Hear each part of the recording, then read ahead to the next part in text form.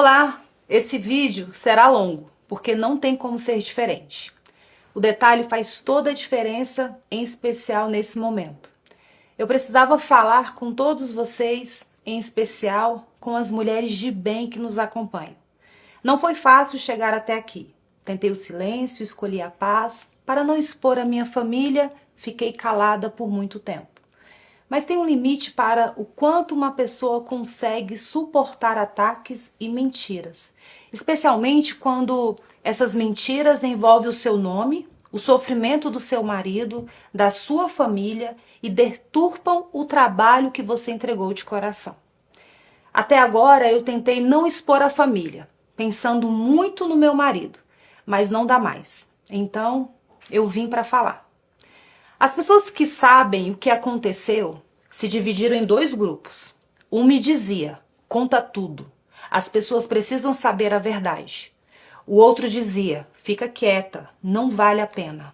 Eu tentei ficar quieta, mas percebo a maldade de alguns que se dizem defensores e aliados do meu marido, mas que plantam narrativas maldosas e mentiras descaradas envolvendo o meu nome. Sem respeito, sem pudor, sem vergonha. Não me deixaram viver em paz no momento mais difícil da minha vida. Inclusive, ignorando o pedido que o próprio Jair escreveu em uma carta para que parassem com os ataques. Ele está sabendo de tudo e vê a situação que tenho enfrentado. Então hoje, a verdade vai iluminar o que foi escondido na escuridão das notícias falsas e nos ataques irresponsáveis. Para que todo o contexto fique claro, eu preciso voltar um pouco no tempo. Tudo começou em 2023. O meu marido estava voltando dos Estados Unidos. Ele ia assumir a presidência de honra do Partido Liberal. Ele e o presidente Valdemar conversavam sobre os rumos do partido, o que ficou para trás, o que ainda podia ser construído. E perceberam uma lacuna: as mulheres. Um público enorme, poderoso e que ainda viu Jair com desconfiança. Não tinha uma estrutura partidária que falasse de verdade com elas. Foi nesse momento que o meu nome surgiu. Eles me convidaram para assumir o PL Mulher como presidente nacional. Eu aceitei, mas fui muito honesta. Olhei para o meu galego e disse: Jair, você sabe que eu não assumo missão para viver um faz de conta. Eu já sabia o tamanho do que estava sendo o pedido e eu tinha visto de perto na caravana Mulheres com Bolsonaro em 2022 idealizada pela nossa governadora Celina Leão para ajudar na eleição do meu marido. Ao lado de Celina, Damares, Tereza Cristina e tantas outras guerreiras, eu vi o que era levar essa mensagem de esperança viajando pelo Brasil inteiro. Era sacrifício real, era entrega real. Ele olhou para mim e disse que sabia que seria difícil para todos nós, mas que era necessário. E assim eu fui, assumi esse chamado mesmo sem ter experiência partidária. O que eu encontrei pela frente era maior do que eu imaginava. O PL Mulher existia no papel, mas na verdade tivemos que começar praticamente do zero. Percorri o Brasil inteiro. Instalamos os diretórios nos estados, empossamos presidentes estaduais e municipais, demos capilaridade e representatividade ao movimento que hoje, sendo um dos mais recentes, se tornou o maior movimento político partidário de mulheres no Brasil. Nós pintamos o Brasil de rosa e os resultados vieram. Nas eleições de 2024, elegemos 45,8% mais mulheres do que em 2020. Com pouco mais de um ano de trabalho, foram 1.005 mulheres eleitas. A semente que plantamos começou a dar frutos. E fico feliz quando vejo esse fruto chegando a todos, incluindo ao pré-candidato Flávio, que hoje é bem recebido e apoiado por nossas meninas do PL Mulher nos estados. É muito emocionante ver que as mulheres estão se engajando para transformar a política. É exatamente para isso que nós estamos trabalhando. Mas o tempo foi passando e as coisas foram ficando mais pesadas. Vieram as medidas injustas contra o meu marido, a retirada das suas redes sociais, as proibições de contato com outros políticos, a tornozeleira, a limitação de visitas, a primeira prisão domiciliar, a condenação, as novas cirurgias, o tormento da Polícia Federal. Cada uma dessas palavras representa um dia real, uma noite real, uma dor real que eu e a minha família vivemos e ainda estamos vivendo. Enquanto ele estava preso em casa, sem poder percorrer o país, sem poder ir às ruas, sem liberdade, ele me pediu que eu continuasse levando a mensagem dele, que eu continuasse viajando e levando uma voz de esperança para os nossos apoiadores no Brasil inteiro.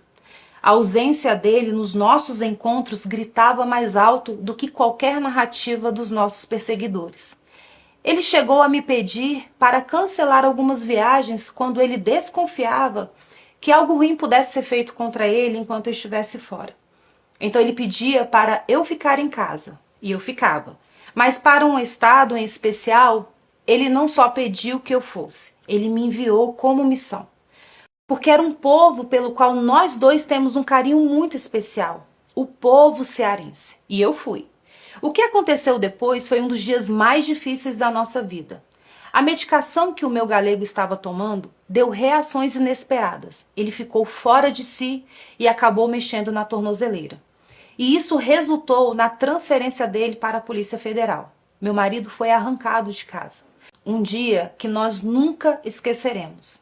E logo depois desse dia, pessoas que se diziam fiéis ao meu marido, que se gabavam e lucravam por se dizerem bolsonaristas, se apressaram em me atacar, em me humilhar, em dizer que eu estaria, desculpe a palavra, cagando para o meu marido. Alguns desses influenciadores estavam nos Estados Unidos e de lá induziam pessoas ao erro e comandavam os ataques gratuitos covardes contra mim. E eu não conseguia entender por que estavam fazendo aquilo comigo. Eu estava fazendo exatamente o que o meu galego me pediu para fazer. Como alguém que diz amar o líder pode atacar a esposa que está cumprindo a missão que ele determinou? A nossa vida mudou muito com a prisão do meu galego. E havia alguns compromissos que tinham sido assumidos antes. A filiação de Mariana Carvalho no Maranhão e o lançamento da pré-candidatura de Eduardo Girão no Ceará foram alguns deles. Eu falei diretamente com o meu marido sobre cada um desses compromissos. Eu disse a ele que queria apoiar o Girão, pela sua fidelidade às pautas conservadoras, pela coerência que ele representa com as pautas da direita, totalmente oposto ao que o Ciro defende. E ele me autorizou. Em matéria de política, eu faço somente o que eu e ele combinamos. E assim eu voltei ao Ceará. E o Ceará tem uma outra história à parte, uma história que vocês também precisam ouvir com atenção. Em 2024, o PL disputava a Prefeitura de Fortaleza. Nosso candidato era o deputado André Fernandes. Assim como estão fazendo com o Girão, todos diziam que ele não tinha chance, mas a direita ignorou isso e apoiou o André de corpo e alma. Era uma eleição apertada e havia uma rejeição significativa ao André por parte das mulheres. Diziam que ele era machista e que não respeitava as mulheres. Foi nesse momento que entrou em campo a vereadora Priscila Costa, presidente estadual, e a minha vice-presidente nacional do PL Mulher. Uma mulher honrada e fiel defensora da vida e das pautas conservadoras. Priscila tinha acabado de ser eleita vereadora. Poderia estar cuidando do seu próprio mandato. Em vez disso, dedicou-se integralmente à campanha de André, aproximando o público feminino, diminuindo a rejeição, abrindo portas que estavam fechadas. O trabalho da Priscila fez uma diferença real e significativa. Não vencemos a eleição por muito pouco, mas nos mantivemos firmes aos nossos valores. André chegou a outro patamar com a ajuda e a dedicação da Priscila.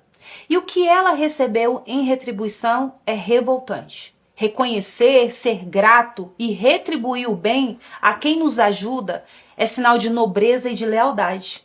Mas o agradecimento à Priscila parece estar vindo em forma de perseguição e desprezo. Deixa eu te mostrar o tamanho dessa injustiça com o número. Em 2026, serão 54 vagas para o Senado Federal. Em comparação, se aplicarmos a regra dos 30% para candidaturas femininas, teríamos direito a 17 vagas para mulheres no partido. Eu pedi apenas 3. Priscila Costa, Carol de Tone e Bia Kisses. 3 vagas. de 17 que poderíamos ter. E tem sido uma batalha diária para manter essas 3. Isso é muito desgastante. Em especial nesse momento que o meu marido e eu estamos enfrentando. Deixa eu ser clara sobre a indicação da Priscila.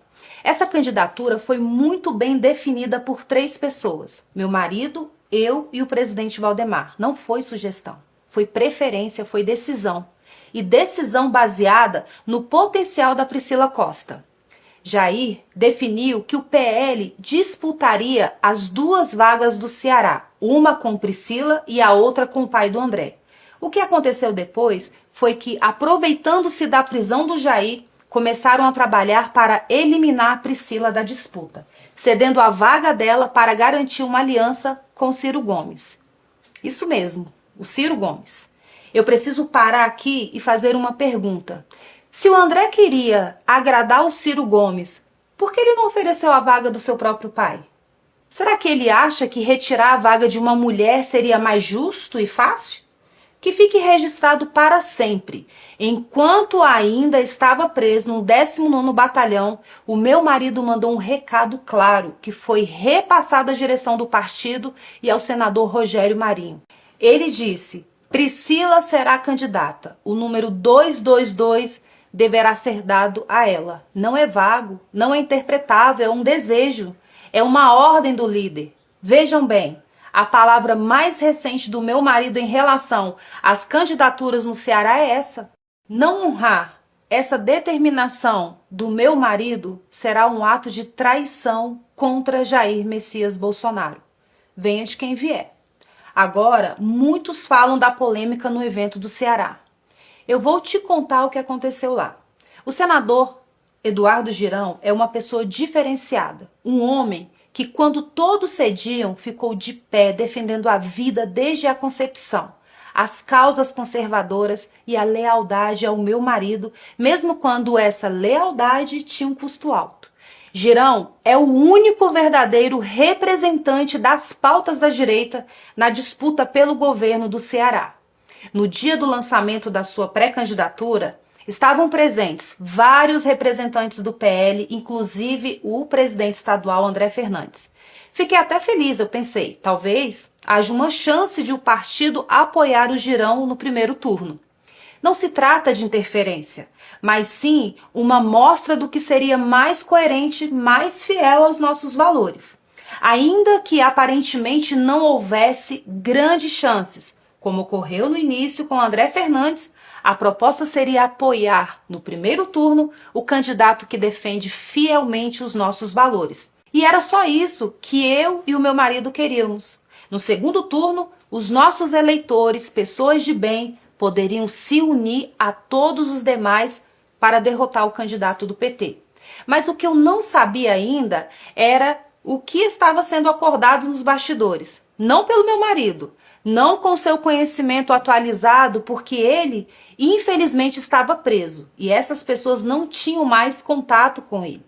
A última palavra sobre o Ceará, ele falou a mim e eu transmiti a cúpula do partido. Voltando ao evento, enquanto ele ocorria, eu percebi algo que me tocou fundo. Havia muitas senhoras mais idosas, de cabelos brancos, usando camisetas com o rosto do meu marido, olhando para mim, olhando para o André, olhando para o pai dele e dizendo em voz alta: Michele, Ciro não. Quando o André e o seu pai foram discursar, as vozes ficaram mais altas, mais incisivas e diziam: Ciro não. Vaiavam e chamavam de traidores. Eu fiquei ali assistindo aquelas mulheres, aquele povo simples, fiel, que não negocia convicção por aliança pragmática. Quando chegou a minha vez de falar, eu me dirigi ao André Fernandes. Eu gosto dele, eu não falei por raiva. Falei por respeito, porque respeitar e gostar de alguém é também ter coragem de dizer o que precisa ser dito.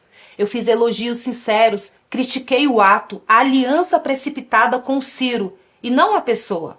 E encerrei elogiando novamente o André, a Bela, o Carmelo e todos os jovens ao redor dele. Alguns acharam que eu não deveria ter falado. A maioria esmagadora, porém, disse que eu estava certa. Basta ver como as redes reagiram. Mais de 90% das menções do dia foram positivas àquele gesto. Mas, independentemente disso, posteriormente, pedi perdão ao André por eventualmente tê-lo magoado. Magoar nunca foi a minha intenção.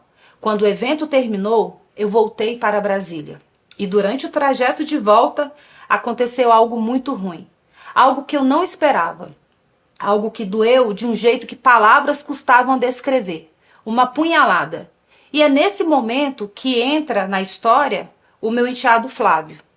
Uma punhalada. E é nesse momento que entra na história o meu enteado Flávio. Ver o que estavam fazendo no Ceará contra um candidato leal e contra uma mulher fiel, ambos da direita, foi ruim. Mas o que aconteceu quando voltei para Brasília foi muito pior. Antes de seguir, eu preciso que você entenda bem o motivo pelo qual eu não poderia ficar calada diante de uma aliança com Ciro Gomes no primeiro turno, enquanto temos um candidato verdadeiramente de direita que, com o apoio que o André tem, seria um candidato competitivo.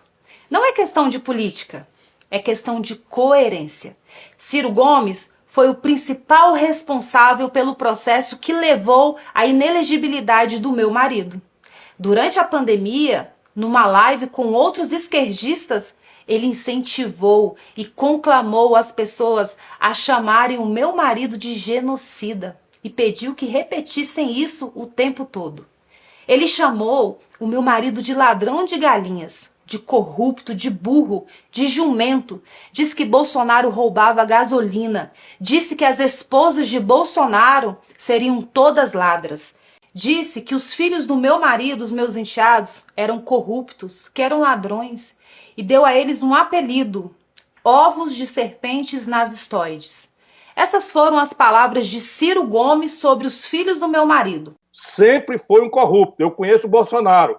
Bolsonaro roubava dinheiro da gasolina do gabinete dele. O que o Bolsonaro está com medo? Está com medo porque esses filhos dele são tudo bandido. O que está acontecendo é que os filhos do Bolsonaro são tudo bandido e o fogo está chegando perto. E agora, como se nada tivesse acontecido, os filhos defendem uma aliança com o candidato que deixou o pai deles, o meu marido, inelegível e humilhado. Tem mais. Durante a pandemia, ele insinuou que pastores e padres que prestassem assistência religiosa às pessoas deveriam ser presos. E quando vieram as arbitrariedades, as prisões, as condenações injustas do 8 de janeiro, incluindo a do meu marido, o Ciro Gomes se alegrou. É para se unir a esse homem que o PL do Ceará está abandonando um candidato legítimo da direita? É para se unir a esse homem que estão perseguindo e tentando retirar da disputa uma mulher nordestina, mãe de 4 filhos, que dedicou tudo ao movimento em defesa da vida? Já que a aliança com o Ciro é tão boa, por que o André não disponibiliza a vaga do seu próprio pai? Estranho, né? Por que só a mulher tem que ceder? Não dá para aceitar. E foi exatamente isso que me assustou quando cheguei a Brasília. Vi as postagens do Flávio contra mim nas redes sociais. Palavras duras, tom agressivo, defendendo André Fernandes.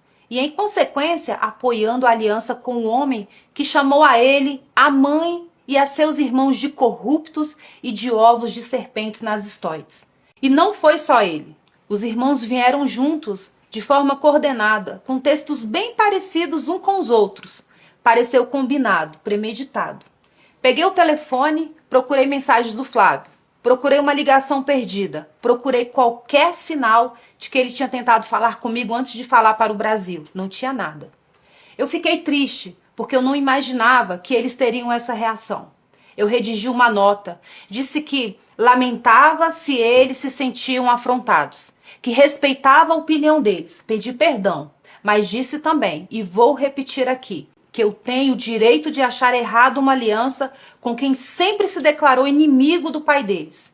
Tenho o direito de ser coerente com os valores que eu acredito. Eu não vou trocar valores por pragmatismo político oportunista. Também não estou impedindo ninguém de fazê-lo, mas acho errado fazê-lo no primeiro turno. Ciro não terá meu apoio nunca e, na minha opinião, não deveria ter de ninguém da direita que apoia Bolsonaro. Mas essa é apenas a minha opinião e eu tenho direito de tê-la. Voltando ao Flávio, telefonei para ele, tentei algumas vezes, mas ele não atendeu. Algumas horas depois da postagem, ele retornou a ligação. Mas, sinceramente, para falar o que ele me falou, seria melhor se ele não tivesse ligado. Ele foi muito ríspido, me desrespeitou e me maltratou ao telefone. E eu não tinha feito nada contra ele. Ele disse que seria melhor eu ficar fora das decisões do partido. Disse que eu havia chegado ontem e não entendia nada de política. Diante dessa humilhação, eu disse a ele que estava tudo bem. Entendi que ele não queria o meu apoio ou que este era insignificante. E então eu me recolhi. Fiquei na minha e assim permaneço. Eu sou presidente nacional do PL Mulher. Fui convidada pelo meu marido e pelo presidente Valdemar. Eu percorri o Brasil inteiro, instalei diretórios em todas as 27 unidades da federação, ajudei a eleger 1.005 mulheres em 2024, um aumento de 45,8% em relação a 2020. Mas para ele e alguns que o cercam, eu não entendo de política. Tudo bem, eu me recolhi. E desde esse dia, ele não me procurou mais. Eu também não procurei, porque estou respeitando o que ele falou, e é só isso. Agora, vou desmentir as narrativas e notícias que circulam na imprensa. Eu sei quem as planta, eu sei quem são as fontes. Eles me tratam como se eu fosse idiota, como se eu fosse alguém que chegou ontem, mas eu não sou. Eu sei mais do que eles pensam. Primeiro, eu nunca pedi, cobrei ou condicionei desculpas públicas de ninguém. Não preciso disso. Eu já liberei o perdão faz muito tempo. Eu não carrego rancor no coração. Eu entrego tudo nas mãos de Deus. Todo o mal que me fazem. É ao meu Deus que essas pessoas prestarão contas. Mas preciso que você entenda uma coisa. E isso é importante. Perdoar não é o mesmo que esquecer ou querer continuar o relacionamento. São coisas completamente diferentes. Posso perdoar alguém de coração e ainda assim reconhecer que aquela relação não é saudável. Perdão é libertação, não é obrigação. Segundo, não estou exigindo que se desfaça nenhuma aliança no Ceará, mas que adiem para o segundo turno. Eu sou contra ela, mas essa é apenas a minha convicção. Se a direita quer se unir para derrotar o PT, tudo bem, mas a coerência obriga que isso aconteça apenas no segundo turno. É preciso dar chance ao candidato que verdadeiramente se enquadra e defende os nossos valores. Já disse que considero um erro, uma traição aos valores das pessoas de bem. Mas os caciques do partido no estado estão ignorando o perigo. Cada um responderá pelos seus atos. Ciro Gomes já provou inúmeras vezes não ser confiável. E ele não esconde isso. Semana passada, declarou na revista Veja que Bolsonaro e Lula são iguais.